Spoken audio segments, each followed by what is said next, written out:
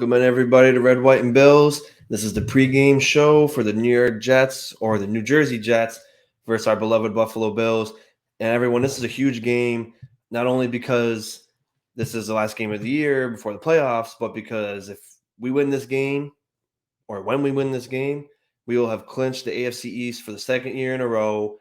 2 years under Sean McDermott era, 2 years in a row in the past 2 decades, we haven't won one. This is going to be an incredible feeling if we can pull this off. I'm very confident in this team. We're going against an inferior New York Jets opponent. However, they are playing really good football. But before we get into it, remember, guys, you can find us on LDG Sports and Entertainment on Spotify, affiliated with Built in Buffalo. You can check it out in podcast form if you're not on YouTube, or you can watch it on YouTube and in podcast form. And if you're on podcast form listening to this right now, you won't be able to see what I'm wearing. But if you're watching on YouTube, you're seeing we finally got our shirts in. As of right now, I just have one for my wife and I, and then Lisa, the winner of the giveaway, I'll be sending it to her on Saturday. But if you would like one of these Red, White, and Bills shirts, they're very comfortable. You can work out in them. You can chill in them. Whatever you want to do, let me know. Shoot me a DM, and I can make it happen for you. And also, don't forget, this coming Saturday, 8 p.m., I'm going to do another live call-in show. It seemed pretty popular, and a lot of people liked it. So I'd love to meet more of you. Same faces are more than welcome to come too. But don't be afraid to come out, guys. It's fun. Don't be nervous. It's just like how we're talking right now, even though you're not talking back at me right now. But it's a very fun time, so definitely DM me for that too. But now let's get into it. We're going to start with the Buffalo Bills again because we're the home team. And the first thing on the list of things we need to do to pull off the dub and secure the AFC East for the second year in a row, we got to play clean football. The last couple games, we had too high of penalties for me. You know, I'm not a big fan of penalties. I know a few of them happen, but when you get to 7 and 8 and 9, especially come around playoff time, you don't want to see that stuff, and it could really shoot yourself in the foot with it. We saw it happen a few times this year, and especially around playoffs, we don't want that to happen anymore. And although the Jets are 4-12 right now, we cannot take them lightly. They played a couple good games of great football this past few weeks. They really took it to the Tampa Bay Bucks, defending Super Bowl champs. And yeah, you could say, oh, well, they didn't have Godwin and all that, but they still have Tom Brady. They're still the same team that won a Super Bowl last year, minus Godwin. And rookie Zach Wilson had an incredible game, and they made a lot of good stuff happen. They had a 2-score lead on them, and they ended up losing just by a last-second touchdown by Tom Brady, go figure. But they're playing good football. And they're in a situation right now where they can not ruin the playoffs for us, but take the division away from us. And Miami's going to do the same thing to New England. So when you're in that situation, and when we've been there for years, you guys all know that, where you can really ruin someone's season. We did it to the Jets before. They were 10-5, and we weren't going to be in the playoffs, and we beat them, and they got eliminated because of it. So teams, they want to end. This is their finale for most teams. The 14 teams that are still going on, that's different, but the rest of them, this is our last game of the year, so they want to go out with a bang. The O-line needs to keep it coming, baby. They've been playing fantastic. The last 2 weeks is the best 2 weeks we've seen them all season. Feliciano got worked in a little bit when Ryan Bates got injured, and he looked great. But as of right now, this offensive line is firing on all cylinders. We couldn't ask for a better time for them to do that, especially because playoffs are right around the corner. And that's what I've always been saying. Just get a little better each time, and by the time playoffs roll around, we'll be set. And it's coming to fruition right now. They're looking pretty good, so let's keep it up. That's another huge thing. And with this defense that the New York Jets have, they have a lot of good playmakers on there, but the middle of the field is where they really lack a lot of skill, and I think we can really take advantage of the short to intermediate pass game and then work our way downfield. But they're a little bit bad in coverage in the linebacker position. They got 2 rookie corners, so, you know, as we saw last game, we beat them 45-17. We really tore them apart. So I'm looking to see a lot of, not so much what we saw last game where Josh didn't really check down too much, where as he did in the Patriots game. Dawson Knox didn't have a catch. Singletary didn't have a catch. And he dropped one, but Josh Allen was kind of looking for the deep passes against Atlanta. But this is a game, clean all that up. He knows he knows he had a rough game. This is a good game to clean it up, going right into playoffs, get that confidence. We don't know who we're playing yet, but we can talk about that more later. Healthy dose of the run game. And I don't just mean Josh Allen. I want maybe give him a little bit of break this week because we're going to need him for every other game in the playoffs. So heavy dose of Devin Singletary. When he needs a break, let Moss get a hack at it, or Matt Breida. Moss looked pretty good last week in his few carries. Matt Breida's looked pretty good in the past. He's not getting as much opportunity anymore. But sprinkle back in the jet sweeps. They got a little bit cute last week with the Dawkins play and the Diggs trying to throw a touchdown pass. But we all love those plays. I just thought it was the wrong time for it. But this is a game where you want to work on little things before you head into the playoffs. So definitely work in the jet sweeps.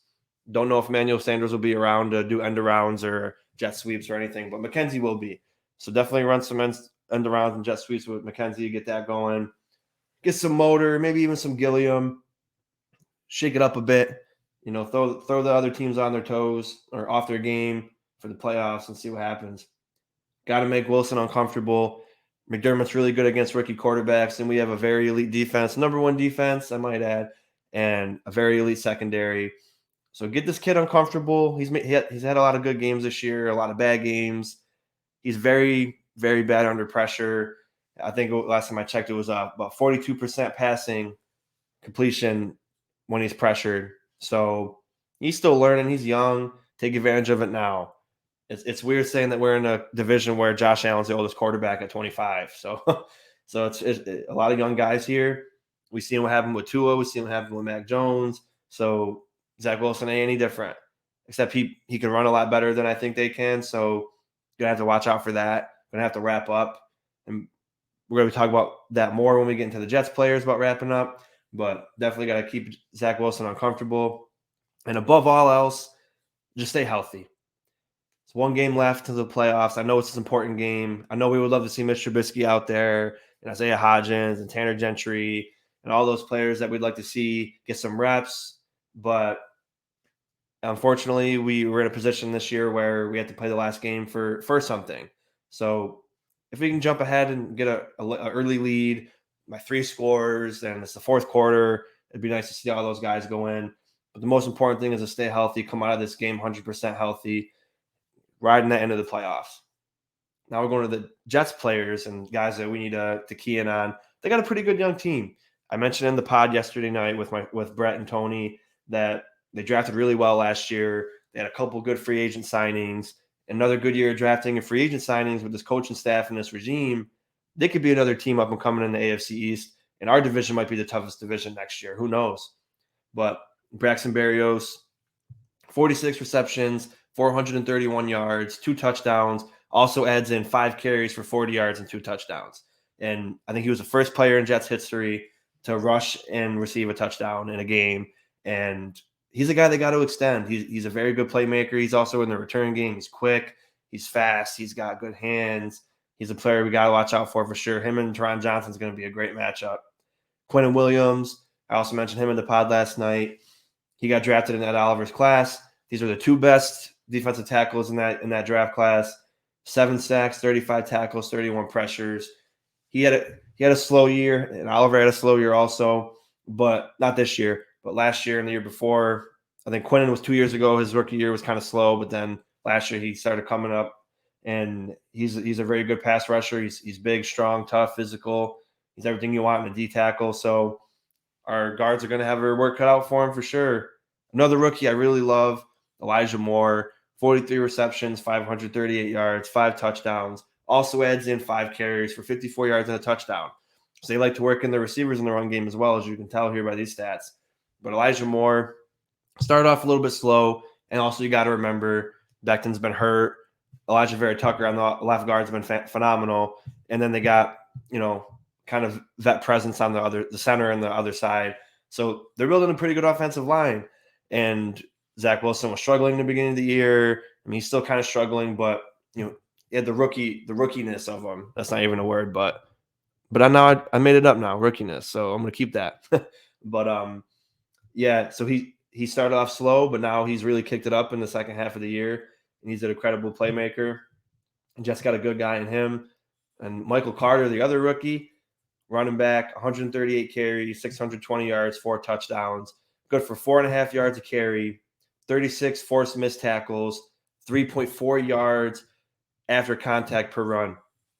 And I always bring up that stat because, we saw it with Jonathan Taylor. You see it with Derrick Henry. We saw it with Leonard Fournette. That those big backs that are hard to bring down, they'll carry you for a few yards, and that's when wrapping up is really key. And I always mention this every week. Ever since the Derrick Henry game, you got to wrap up. You can't arm tackle.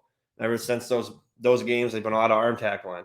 But Michael Carter's not the biggest guy, but as you can tell by the stats don't lie. Got to wrap this guy up. Especially, we're going into the playoffs now. We can't be arm tackling. We got to be fundamentally sound football, and it starts now. It starts in week 18. CJ Mosley was a very good stud linebacker. He's had pretty good stats. However, they're a little bit misleading in a way, and I'll explain. He's got 118 tackles, which is incredible, 2 forced fumbles, 117 passer rating allowed, which is not very good, and a 48.5 coverage grade. And his issue is he's not that great in coverage, obviously, as you can tell, and he's kind of fell back on the run game this year, whereas that was one of his strong suits, was being a good run stopper. He's graded about a little bit over a 50 in run stopping this year, according to PFF. I get all this stuff from PFF. I know we have a lot of gripes with them, but they do a good job. And, like I said, stats don't lie. I'm not going to claim I'm a statistician, but like I said, I'm a firm believer in these stats. I think they're very important. I'm not going to pretend like I'm a know-it-all, because I'm very, very much not. But he's kind of had a little drop back. We've seen him in Baltimore ever since 2019 when he got hurt against us. It seemed like he's kind of fallen back on the wayside a little bit. But he's still a good playmaker, and he can make plays. He hits hard. He's fast. So he might have a good day. We got to watch out for him. And thank you guys for tuning in. That was a pregame show. This is an awesome feeling to have. 4 out of the last 5 seasons, we made the playoffs. And after not making it for 17 years, I'm 26 years old. So this has all been an incredible experience the last few years. Going to the AFC Championship last year, winning playoff games. I've never seen a playoff win in my life. So seeing 2 last year was awesome. And we got 4 more to win. Actually, no, Sunday's technically a playoff game. So we got 5 more playoff games to win. And then the season's over, and we're going to be hoisting the Lombardi Trophy. It's just so weird to say, like, there's only 1 regular season game left. And I just can't believe how fast it went. I'm getting sad, but we're going to have at least another month of football left for us. So thank you guys for tuning in. Let me know if you want some of the merch. Let me know. DM me. I'll let you know pricing. And then also DM me about being on the live call-in show. It would be a great time. I'd love to see some of the new faces, some of the old faces. And until next time, go Bills.